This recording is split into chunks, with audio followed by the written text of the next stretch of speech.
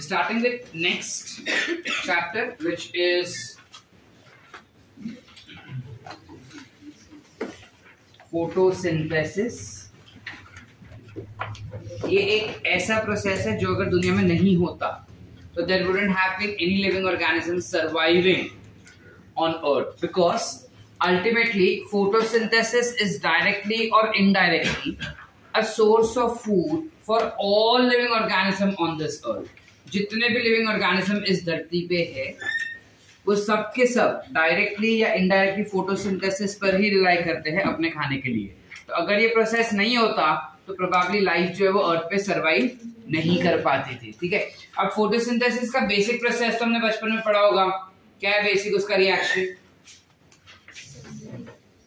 Sunlight, glucose, basic reaction CO2 plus will provide us with C6H12O6 plus oxygen plus energy. And if you go back to respiration, हमने उल्टा किया था. Carbohydrate plus oxygen. So carbohydrate gets broken down to provide us with carbon dioxide and water. So ideally कहा जाता है कि respiration और photosynthesis एक दूसरे के साथ सांस बहू जैसे होते हैं. Like they are cyclic in nature. If there's photosynthesis, respiration होना ही चाहिए, और respiration है तो photosynthesis होना ही चाहिए. Is what the nature or the atmosphere is trying to explain us. Now with that respect, ये reaction तो हमने दे दिया. ठीक है, जिसमें you have carbon dioxide getting combined with water molecule. ठीक है, the question arises, how did we know कि carbon dioxide combines with water molecule? हमें कैसे पता चलता है कि कार्बन डाइऑक्साइड जो है वो पानी के साथ मर्ज हुआ और फिर जाके वो ग्लूकोज बना? ये हमने कैसे डिस्कवर किया? How did we discover this reaction? So to understand how did we came up with this particular reaction, there are several experiments that were performed by different scientists, and finally in the year 1954 we had final conclusion के किस तरीके से अपने को ये reaction बन के मिल रहा है. ठीक है, सबसे पहले हमने ना बचपन में बेसिक रिएक्शंस पढ़े थे यार, जहाँ पे एक लीफ लिया था, लीफ के ऊपर और लीफ के नीचे एक पट्टी रखा ब्लैक कलर का, and allowed for photosynthesis, sunlight में रख दिया. ठीक है, और उसके बाद उसके ऊपर स्टार्च डाल दिया, आयोडीन डाल दिया. ठीक है, अब आयोडीन डालने के बाद पता चला कि सारा लीफ जो है वो पूरा का पूरा पर्पल हो रहा है, except for that black patch which says that light is important for photosynthesis to occur. ये बचपन में एक्सपेरिमेंट परफॉर्म किए थे. ठीक है, एसएससी बोर्ड ने नहीं किया था ये एक्सपेरिमेंट परफॉर्म. पूरा बोलते हाँ सर, एसएससी बोर्ड ने नहीं किया था, the other boards did that. And you also had one more experiment जहाँ पे हमने KOH रखा था, a cotton that was dipped in KOH and then that was kept in a jar and we check whether the things are surviving or not. वो नहीं हुआ because सारा carbon dioxide ले लिया था उसने, so things couldn't survive correctly. So उन्हीं के basis, now those are applicative experiments that were performed. We go directly in the year 1770. 1770 में एक साइंटिस्ट था जिसका नाम था जोसेफ प्रिस्टली. ठीक है, ये सारे एक्सपेरिमेंट्स हमें याद रखने. ठीक है, लेकिन हम समझ लेंगे तो याद रखने का जरूरत नहीं पड़ेगा उतना अपने को.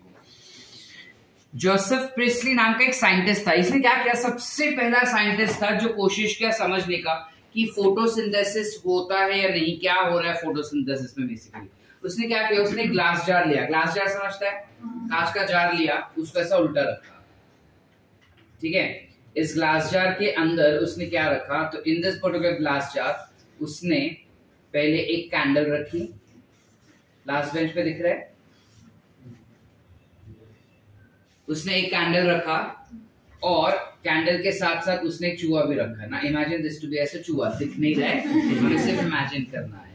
ठीक है, उसने एक चूहा रखा साथ में और कैंडल रखा. कुछ देर के बाद उसने देखा कि दोनों ही मर गए. ठीक है, चूहा भी मर गया और कैंडल भी बुझ गया. अब उसको समझा नहीं कि ऐसा क्यों हुआ. ठीक है, he could not understand that why did this happen. So slowly and gradually when he started studying into detail, तो उसने नोटिस किया दैट प्रोबेबली जब ये रखते हैं तो दोनों इसलिए बुझ रहे बिकॉज ये ऑक्सीजन ले लिया For burning, you require oxygen. Without oxygen, a candle will not burn. So oxygen ले लिया उसने भी, और इसको भी ऑक्सीजन नहीं मिला, तो दोनों सफोकेट होके बंद हो गए या मर गए, समझे? तो उसने ऑल्टरनेटिव लिया ना. What is the alternative? कि इसको इसी ग्लास जार के अंदर उसने कैंडल भी रखा जलाता हुआ, उसने चूहा भी रखा, एंड साथ ही साथ उसने एक प्लांट भी रखा. अब वो क्या देखता है कि ना कैंडल बुझा, ना माइस बुझा, मतलब ना माइस मरा और ना ही प्लांट मरा, और तीनों अच्छे से जी रहे. इससे उसने कंक्लूड किया कि पहली बार वाला जो एक्सपेरिमेंट था ना, इस वाले एक्सपेरिमेंट में जो अंदर का हवा था उसमें से कुछ गैसेस गायब हो गए, और वो गैसेस गायब जो हो गए वो इनकी वजह से हुए थे. तो प्रोबेबली जब प्लांट हमने रखा ना वहां पे, तो प्लांट ने उन गैस को रिप्लेस कर दिया. म्हणजे कळतंय काय म्हणतोय मी? जो गैस इन दोनों ने ले लिया हवा में से और खत्म हो गया था, इस वजह से मर गए, वही गैस इस प्लांट ने रिप्लेस कर दिया था. Did we understand? With that, we come up with a particular article or come up with a conclusion that oxygen is necessary for their survival. Plus, photosynthesis के दौरान there is a release of oxygen and utilization of carbon dioxide. Did we understand? इस experiment से क्या conclusion करते हैं हम? कि photosynthesis के दौरान ऑक्सीजन इवॉल्व होता है और कार्बन डाइऑक्साइड लिया जाता है. समझ पा रहे हैं? अरे यस और no? Yes. Are we clear up till here? That is what was concluded in this particular experiment. Now, because Joseph Priestley was the first scientist to identify that there is evolution of oxygen, he is also termed as discoverer of oxygen. ठीक है? तो क्या oxygen as an element इसने discover किया था क्या sir? नहीं, oxygen as element was not discovered by him, but oxygen as an element is released during photosynthesis was discovered by him. ठीक है? So the NCERT does give us a statement where it states that Joseph Priestley discovered oxygen. He's also said to be the discoverer of oxygen. He's not a discoverer of oxygen as such. ठीक है? Going ahead, इसके अलावा जब इतना पता चल गया तो आगे उसने ये भी ऐड कर दिया कि प्रोबेबली कार्बन डाइऑक्साइड जो है वो टूट जाता है और टूट के ऑक्सीजन इवॉल्व कर रहा है. ठीक है? यहाँ पे रिएक्शन में you have oxygen evolved and carbon dioxide utilized. So he said that probably you have carbon dioxide that gets broken down to release something called as oxygen. Are we clear up till here? Any doubts? Joseph priestly वाला experiment clear है? अब इस experiment को थोड़ा और आगे की तरफ लेके गया था एक और इंसान. In the year 1779, there was another scientist called as Jan Ingenhousz. Instagram नहीं बोलना, ठीक है? It is Jan Ingenhousz. ये Jan Ingenhousz ने अपने को क्या बताया? उसने काफी सिंपल एक्सपेरिमेंट किया. उसको जानना था कि क्या फोटोसिंथेसिस डार्क एनवायरनमेंट में भी हो सकता है कि नहीं. तो उसने क्या देखा? He said, what did he do? उसने पानी लिया, obviously. उस पानी के अंदर उसने एक पर्टिकुलर अलगे डाल दिया. ठीक है?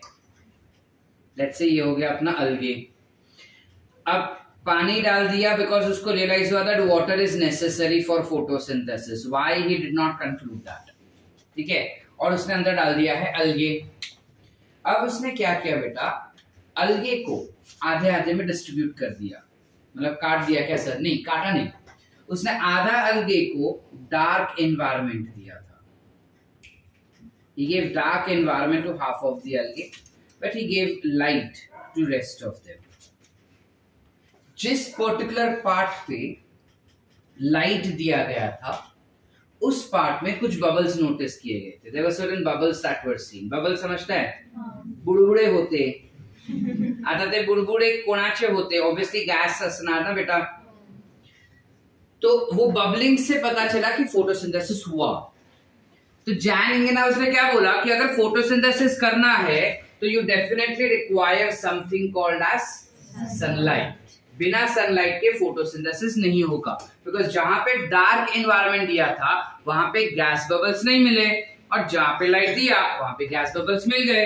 तो उसने क्या बोला कि फोटोसिंथेसिस के लिए भाई अपने को सनलाइट चाहिए। ठीक है, तुम कोई भी लाइट दो एक्चुअली, बट सनलाइट तो चाहिए, वैसा बता रहा है। समझे कि नहीं समझे? और काफी स्टडी के बाद रियलाइज हुआ कि ये जो गैस था वो ऑक्सीजन गैस था। मतलब that supports Joseph Priestley's theory. Understood क्या नहीं समझे? चले आगे। इसके बाद in the year 1800 that is 1854 में एक साइंटिस्ट था जिसका नाम था वॉन जूलियस सैक्स। सेक्स नहीं है, साक्स है। सो दिस पर्टिकुलर इंडिविजुअल, इसने क्या किया, इस इंसान ने ज्यादा कुछ नहीं बोला। इसने खाली इतना बोला कि जब फोटोसिंथेसिस होता है ना तब स्टार्च बनता है। Actually he give carbohydrate as term, but हमारा एनसीईआरटी बोल देते कि स्टार्च उसने बोला, तो इट इज स्टार्च ओनली। ठीक है, इस बंदे ने क्या किया, ही डिस्कवर्ड दैट फोटोसिंथेसिस के दौरान स्टार्च बन के food is stored in chloroplast. समझ रहे? उसने क्या बोला, starch is stored in chloroplast. ठीक है, और फिर लेटर ऑन पता चला कि वो क्लोरोप्लास्ट नहीं था, but that was something called as amyloplast in which it is been stored. Are we clear? बस इतना ही बताया था इसने कि फोटोसिंथेसिस के दौरान कार्बोहाइड्रेट्स बनाया जाता है, उस कार्बोहाइड्रेट को स्टार्च के फॉर्म में क्लोरोप्लास्ट के अंदर स्टोर करते हैं। आसान। चले आगे, चले जाग रहे। Good morning. आगे इन 1888 we had Engelmann's experiment। ये मेरा फेवरेट एक्सपेरिमेंट इतने टाइम में। जो इसने क्या बोला, फर्स्ट वाले ने कार्बन डाइऑक्साइड नेसेसरी है जो ऑक्सीजन इवॉल्व करवा के देगा। दूसरे वाले ने बोला कि लाइट नेसेसरी है जो फोटोसिंथेसिस करवा के देगा, है ना।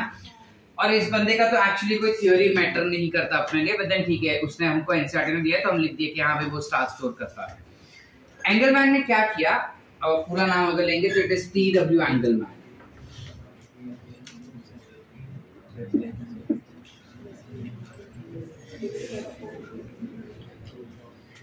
क्या हुआ, you have T W. Engelmann. T W. Engelmann ने क्या किया, he performed a prism experiment. Prism everyone we know what is prism. कुछ ऐसा ट्रायंगुलर स्ट्रक्चर होता है जिससे लाइट पास होता है, लाइट ऐसा स्प्लिट होता है, याद है बचपन में पढ़े अपन ये चीज। उसने कुछ ऐसा ही किया। इसको ना ऐसे जिज्ञासा थी कि सनलाइट नेसेसरी है, सनलाइट तो 7 रंग के लाइट से बना है, तो कौन सा लाइट में सबसे बेहतरीन फोटोसिंथेसिस करेगा। समझ पा रहे? समवन आउटसाइड जस्ट दे कौन है।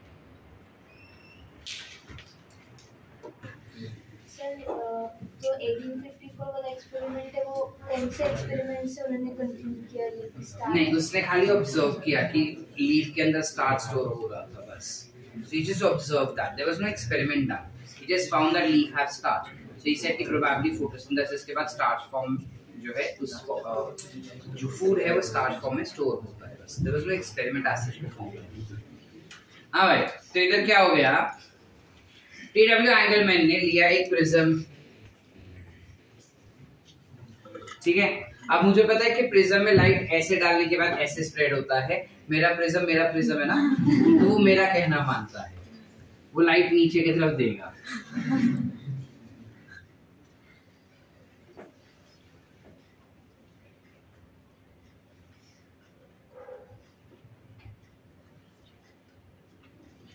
एंगलमैन ने क्या किया, एक पर्टिकुलर अलगे लिया। अलगे का नाम था क्लैडोफोरा। क्या नाम है? क्लैडोफोरा। क्लैडोफोरा कौन सा अलगे है? ग्रीन अलगे। ठीक है, ये एक ग्रीन अलगे है। ठीक है, उसने अलगे लिया, अलगे को उसने पानी में रखा है ऑब्वियसली। ठीक है, अब उसने क्या किया, इस अलगे को प्रिज्म से सनलाइट को स्प्लिट किया।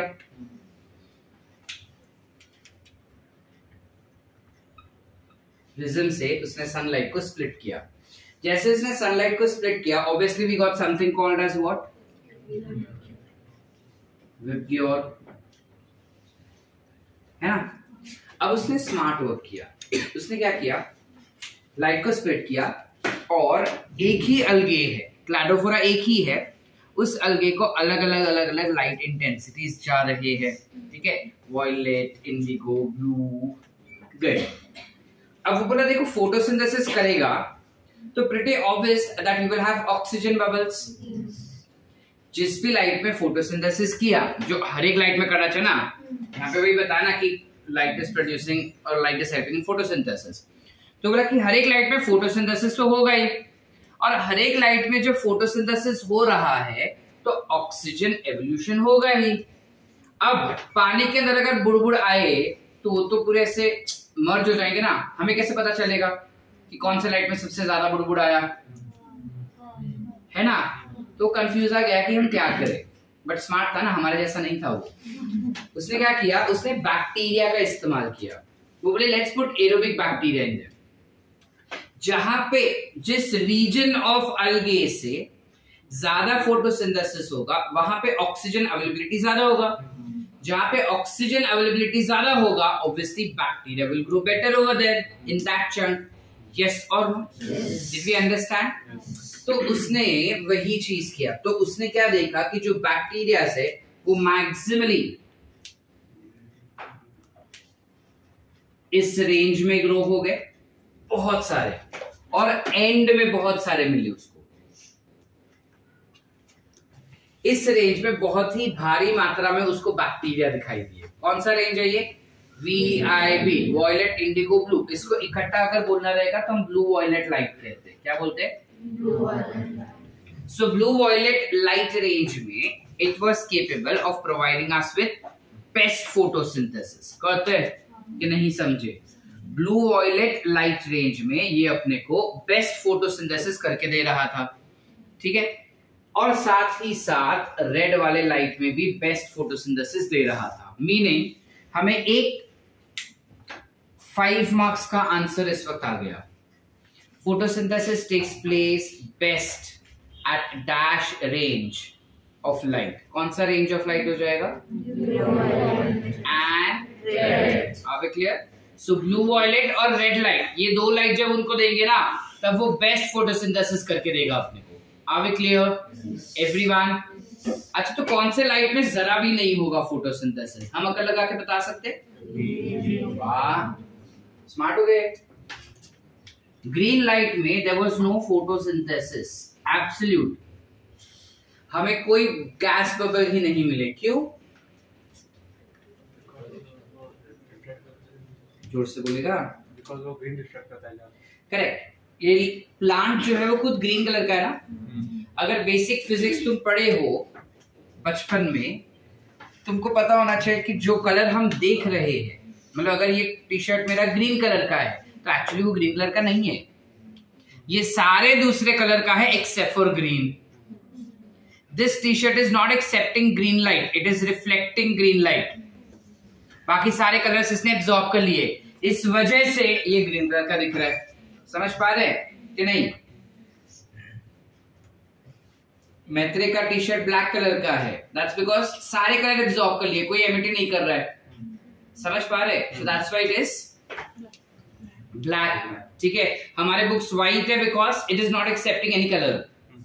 इस वजह से व्हाइट कलर को हमेशा कलरलेस बोलते हैं। कॉकरोच पढ़ते समय तुमको सर ने बताया होगा कि उनका ब्लड कलरलेस होता है।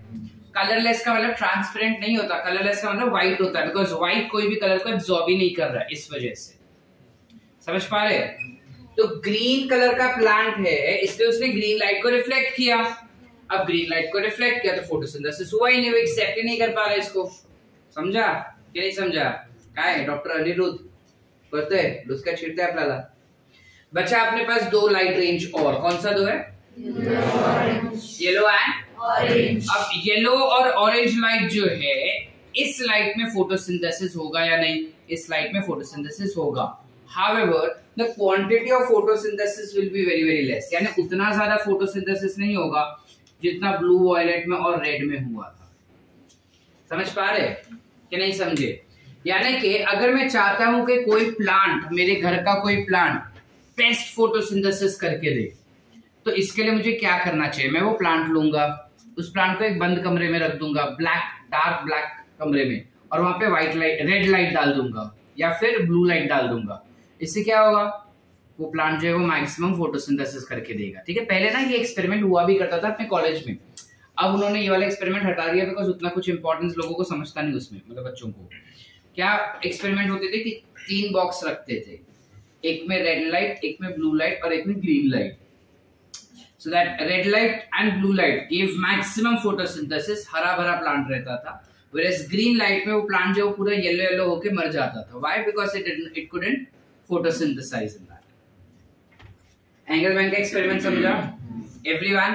क्या किया उसने? क्लैडोफोरा लिया, पानी में डाला, ठीक है, प्रिज्म के हेल्प से उसने लाइट को स्प्लिट किया और लाइट को स्प्लिट करते ही उसको विब्ग्योर मिल गए। क्लैडोफोरा को उस विब्ग्योर से एक्सपोज करवाया और साथ ही साथ एरोबिक बैक्टीरिया रख दिया। जिस इलाके में सबसे ज्यादा एरोबिक बैक्टीरिया ग्रो हुए उस इलाके में सबसे ज्यादा फोटोसिंथेसिस हो रहा है, और वो इलाका कौन सा लाइट ले रहा है तो मुझे पता चल जाएगा कि इस लाइट में सबसे ज्यादा फोटोसिंथेसिस हो रहा है। वो किना है? कहते हैं थैंक यू। शॉर्ट है एक्सपेरिमेंट, ठीक है। फिर ना अचानक से इन द ईयर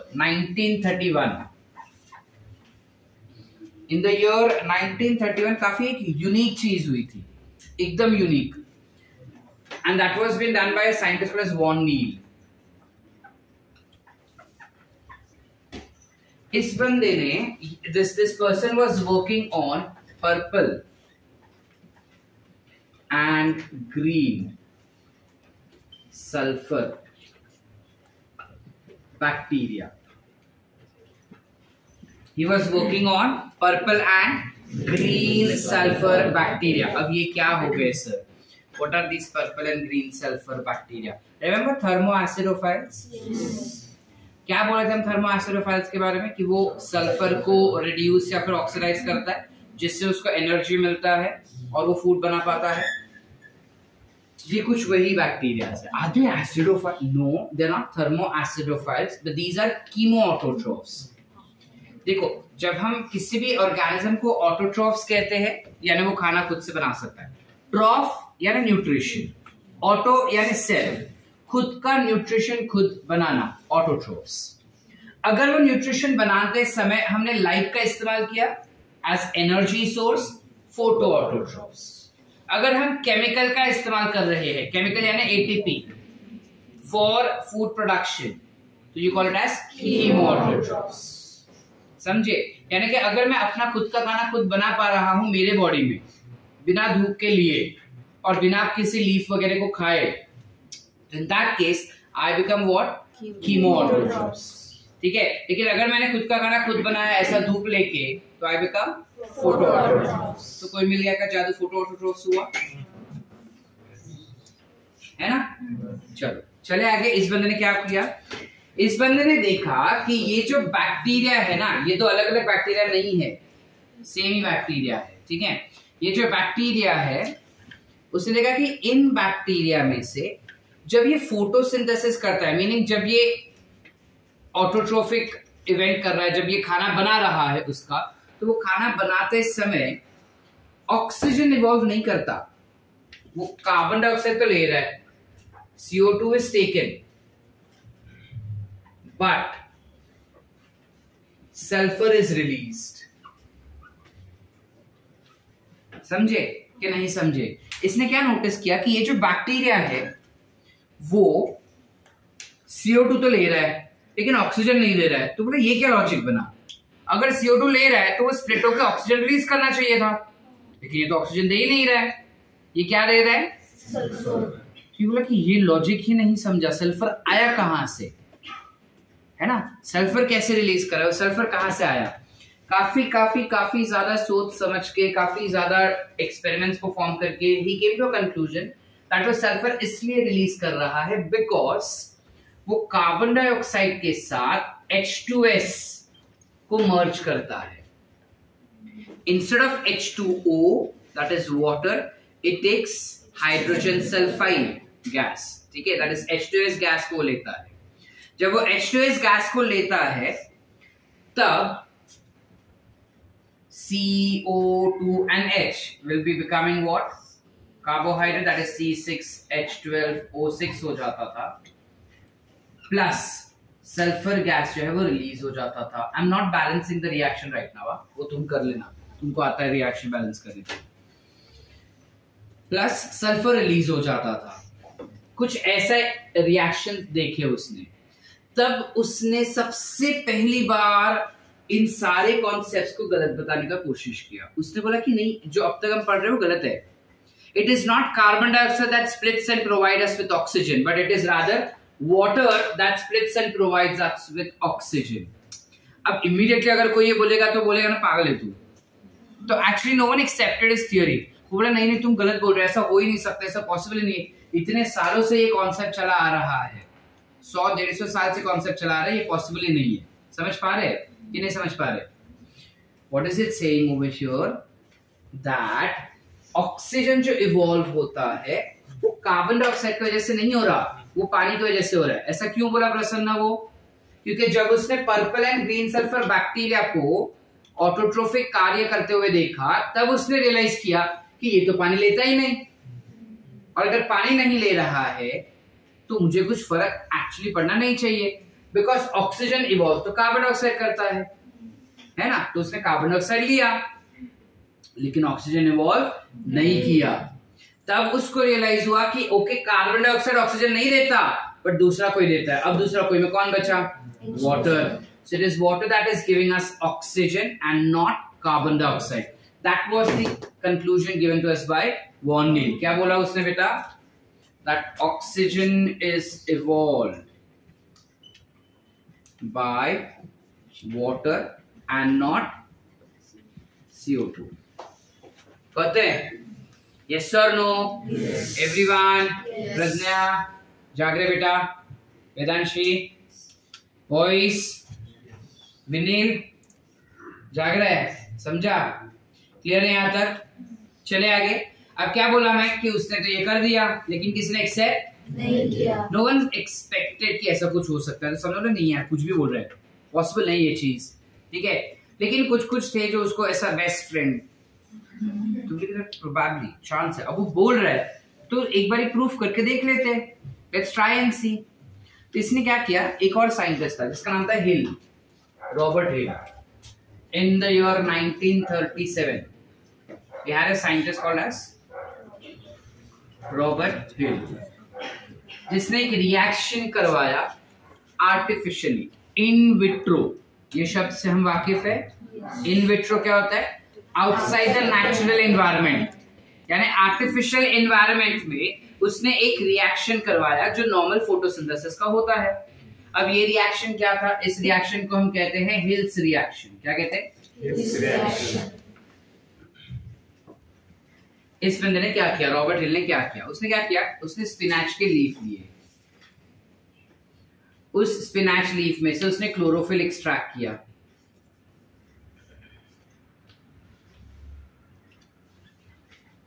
ठीक है, उसने क्लोरोफिल ले लिया और क्लोरोफिल के साथ साथ उसने क्लोरोप्लास्ट के अंदर का जो कंटेंट था उसको भी ले लिया.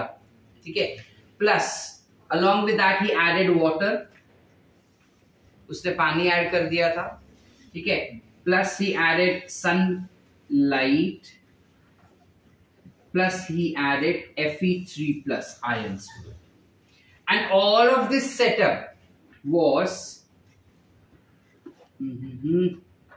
in vacuum condition. समझे वैक्यूम म्हणजे काय? What is vacuum? वैक्यूम मतलब क्या? There was no air. हवा सारी निकाल दी उसने, एक सेटअप में रखा जिसमें से सारा हवा निकाल दिया, सारा का सारा हवा निकाल दिया. तो कार्बन डाइऑक्साइड बचा नहीं, कार्बन डाइऑक्साइड नहीं बचा. अब कार्बन डाइऑक्साइड नहीं बचा है तो ऑक्सीजन, अगर कार्बन डाइऑक्साइड ऑक्सीजन दे रहा है तो ऑक्सीजन निकलना चाहिए क्या? नहीं, oxygen should not be released. तो वही हुआ, oxygen was not supposed to be released. ठीक है, इस वजह से उसने पूरा गैस निकाल दिया एक सेटअप में से, क्लोरोफिल ऐड किया, पानी ऐड किया, सनलाइट ऐड किया एंड Fe3+ डाला। Fe3+ क्यों डाला सर? क्योंकि अगर वाटर स्प्लिट हुआ, इसके अकॉर्डिंग रिएक्शंस हुए जिसमें वाटर स्प्लिट हुआ, तो हाइड्रोजन के पास इलेक्ट्रॉन्स होंगे एक्सेसिव, वो एक्सेसिव इलेक्ट्रॉन इस पर्टिकुलर Fe3+ को रिड्यूस करके Fe2+ बना देगा। And if you guys are aware और स्कूल में देखा होगा, Fe3+ का कलर अलग होता है, Fe2+ का कलर अलग होता है, एक येलोइश ऑरेंज होता है और एक ग्रीन कलर का होता है। तो वो डिस्टिंग्विश कलर भी पता चल जाएगा, कंफर्मेटरी रिएक्शन, समझ पा रहे? तो उसने ये सेटअप लिया, क्लोरोफिल लिया, पानी लिया, Fe3+ डाला, टक टक टक टक टक स्टर, और उसको सनलाइट में रखा, उसको रखा सनलाइट में, एंड ही चेक, ऐसा पेशेंटली वेट कर रहा था, क्या हो रहा है, क्या हो रहा है, क्या हो रहा है। तो उसने देखा कि ऑक्सीजन बबल्स निकले, गैस निकला, और Fe3+ भी Fe2 में कन्वर्ट हो गया। तो बोला कि यार ये जो बोल रहे हो करेक्ट है, झूठ नहीं बोल रहा वो, actually it is water that is providing us with oxygen. Why did he conclude that? Is because he was confident कि पूरा एनवायरनमेंट को वैक्यूम में कन्वर्ट कर दिया है, यानी गैस तो सारा निकाल दिया, तो कार्बन डाइऑक्साइड था ही नहीं। अब कार्बन डाइऑक्साइड नहीं था फिर भी ऑक्सीजन मिला, मतलब ऑब्वियसली कार्बन डाइऑक्साइड नहीं रिस्पॉन्सिबल ऑक्सीजन के लिए, समझ पा रहे क्या? उसका छिड़का का, तो that's what he tried explaining Robert हिल, और वो एक्चुअली करेक्ट भी हो गया। ठीक है, लेकिन फिर भी लोग नहीं मान रहे थे, तो गधे हैं सारे, किसी काम के नहीं। ठीक है, लोग अभी भी नहीं मान रहे थे कि ऐसा कुछ हो सकता है। ठीक है, अभी भी लोग बोले कि नहीं, देयर आर चांसेस कि जब तुम क्लोरोफिल एक्सट्रैक्ट किए ना, तो उसके अंदर कुछ कार्बन डाइऑक्साइड फिक्स्ड रहेंगे, या क्लोरोप्लास्ट जब निकाले थे तब कुछ कार्बन डाइऑक्साइड रहेगा, या फिर पॉसिबली चांसेस कि पानी के अंदर कार्बन डाइऑक्साइड डिसॉल्व रहेगा, we have dissolve carbon dioxide also. तो लोग बोले कि प्रोबेबली चांसेस है कि उसके अंदर डिसॉल्व कार्बन डाइऑक्साइड था जो ऑक्सीजन रिलीज किया। बोलते यार तुम्हारा शक ही खत्म नहीं होता।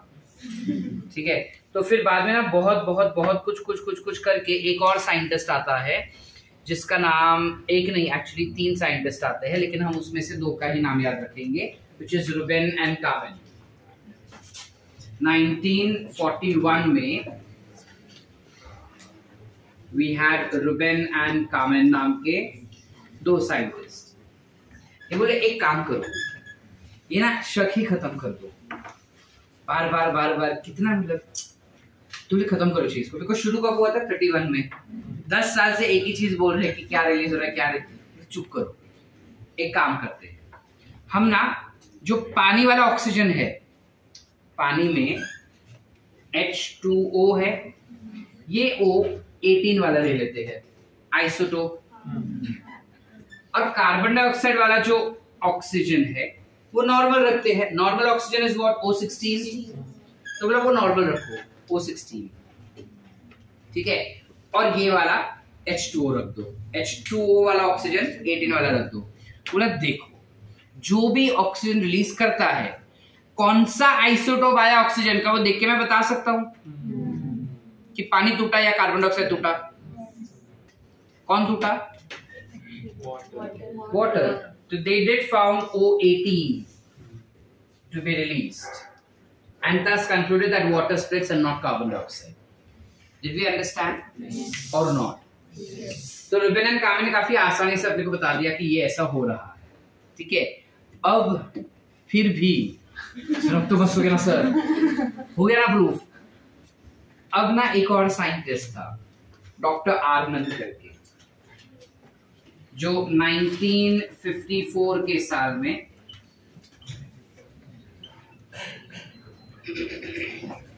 उसने ज्यादा कुछ एक्सपेरिमेंट नहीं किया, ये जो डॉक्टर आर्नल्ड था उसने कार्बन C, जनरली C12 होता है, C12 वाला हमारे सबके बॉडी में सारे लिविंग ऑर्गेनिज्म में दिखता है, उसने जो कार्बन डाइऑक्साइड है वो C14 का इस्तेमाल किया। काय को उसने C14 का इसलिए इस्तेमाल किया क्योंकि वो देखना चाहता था कि कार्बन डाइऑक्साइड जो है वो टूट रहा है या नहीं, इस वजह से। तो उसने रियलाइज किया कि कार्बन डाइऑक्साइड नहीं टूटता, कार्बन डाइऑक्साइड के अंदर इनफैक्ट हाइड्रोजन जुड़ जाता है, और वो अपने को C6H12O6 यानी कार्बोहाइड्रेट बना के देता है। However, good news is ये वाला एक्सपेरिमेंट अपने को एनसीईआरटी में नहीं है, तो आपने क्यों पढ़ाया? क्योंकि मैं प्रोफेसर नहीं, you should be knowing this basic, ठीक है? कुछ रेफरेंस बुक्स में you do have this person का mentioning, ठीक है? यहाँ तक क्लियर है बेटा? Everyone? So these are all the experiments that finally gave us this reaction, और ये रिएक्शन कैसे आया वो भी अपने को डिटेल में बताया, जहाँ पर उसने ये भी बताया कि सनलाइट भी चाहिए और क्लोरोफिल भी चाहिए। लेकिन सर आपने तो कभी बताया नहीं कि क्लोरोफिल का काम क्या होता है। करेक्ट, ये काम हम अगले एपिसोड में देखेंगे, आज के एपिसोड में नहीं देखेंगे।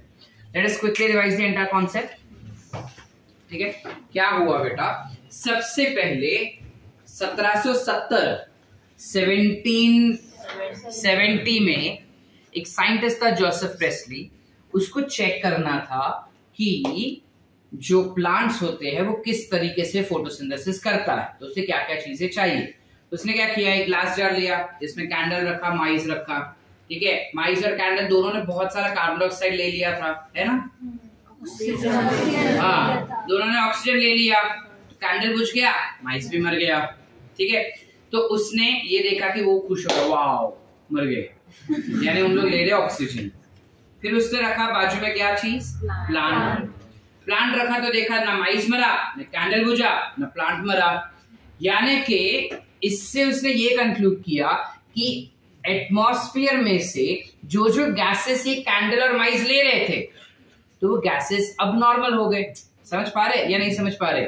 जैसे लेट्स से हमारे पास ऐसा कुछ बहुत सारे मिठाई है, बहुत सारी, ठीक है? अब जो इतनी सारी मिठाई रखी है उसमें से कुछ मिठाई मैंने ले ली, अब कुछ मिठाई ले ली तो वो जो सेट था ना पूरा वो बिगड़ गया।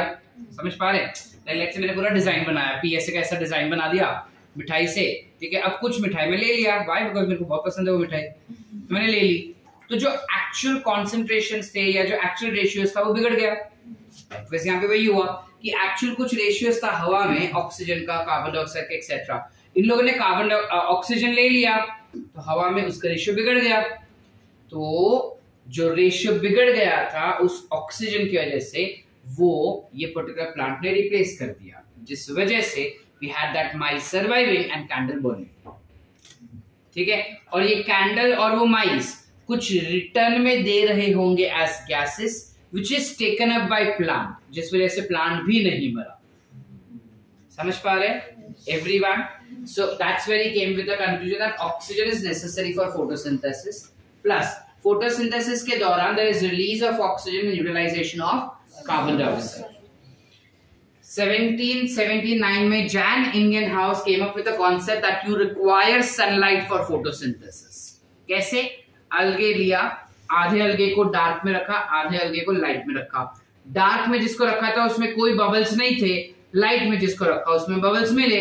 बबल्स माने oxygen, oxygen bubble, oxygen bubble, photosynthesis take place. Clear है? यस और नो? यस और नो? यस। फिर बाद में आया कौन? वैन जूलियस सैक्स। इसका क्या काम था? कुछ नहीं, स्टार्च स्टोर होता है बस। जो भी फूड फोटोसिंथेसिस के द्वारा बनाया गया उसको स्टार्च के फॉर्म में क्लोरोप्लास्ट के अंदर हम स्टोर करते हैं, खत्म बात, ठीक है? बाद में पता चला कि वो क्लोरोप्लास्ट नहीं था, बट इट वाज अमाइलोब्लास्ट।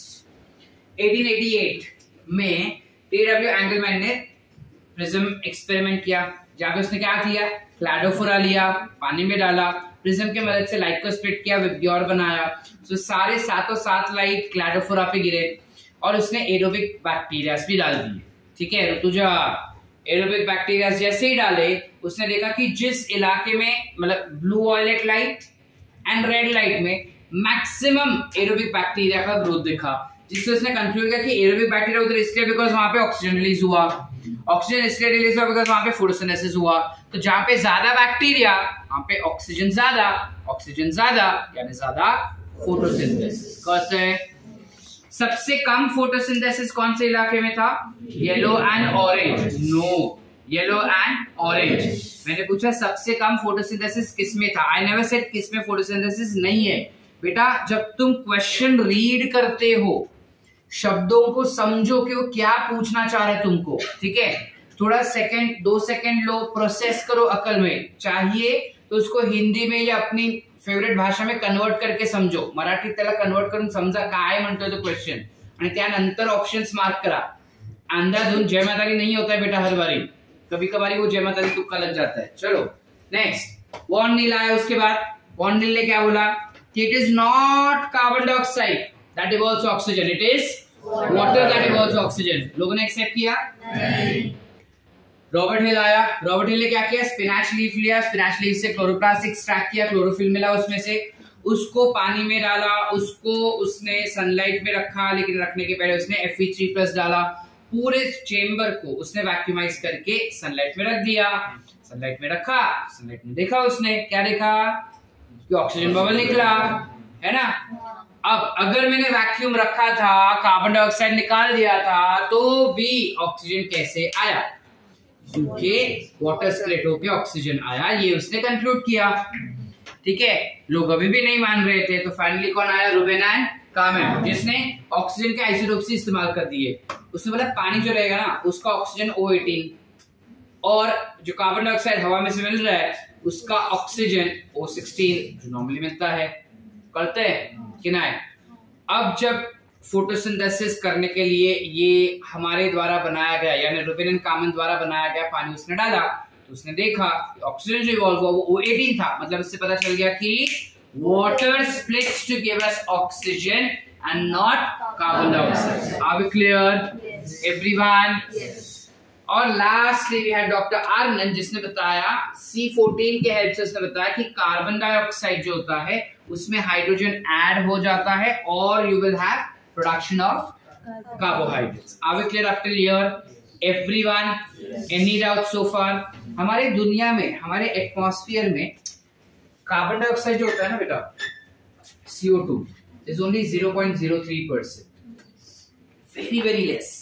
हमारे एटमॉस्फेयर में कार्बन डाइऑक्साइड बहुत कम होता है, which is 0.03% as compare to rest of the gases. ये 0.03% is a huge amount of carbon dioxide. कितना huge sir? It is 2,200 tons of carbon dioxide in the atmosphere. ये 2,200 tons of carbon dioxide that is there in the atmosphere. उसमें से almost 71% का carbon dioxide is been found, या carbon is been found to be present in ocean. And almost 50% of it is found in the plants that is there on the land. जमीन पे जितने plants है वो इसका 50% fixation करता है. देखो ये टर्म यूज करते हैं, carbon dioxide fixation. Carbon dioxide fixation यानी कि कार्बन डाइऑक्साइड को हाइड्रोजन के साथ फिक्स कर दिया ग्लूकोज बनाने के लिए, इसे कहते हैं कार्बन डाइऑक्साइड. सो कहा जाता है कि पूरे दुनिया में, पूरे धरती के आसपास हमारे पास 2,200 टन्स का कार्बन डाइऑक्साइड गैस है, जिसका 50% fixation is being carried out by terrestrial plants and bacteria, that is photosynthetic organisms, and 71% of carbon remains are found in water. यानी जमीन के ऊपर जितने भी कार्बन है उससे कई ज्यादा हमको पानी के अंदर कार्बन डाइऑक्साइड या कार्बन का कंटेंट मिलता है. ऐसा क्यों सर? ये हम 12वीं के अंत में पढ़ेंगे. ठीक है, वो अभी फिलहाल जानने का जरूरत नहीं है आपको, ये खाली जीके दिया तुम. शॉर्ट एनी डाउट्स लिखे? So to next lecture when we meet back again, we will start understanding more detailed concept कि photosynthesis क्या और कैसे हो रहा है. ठीक है, चलो देखो इतना.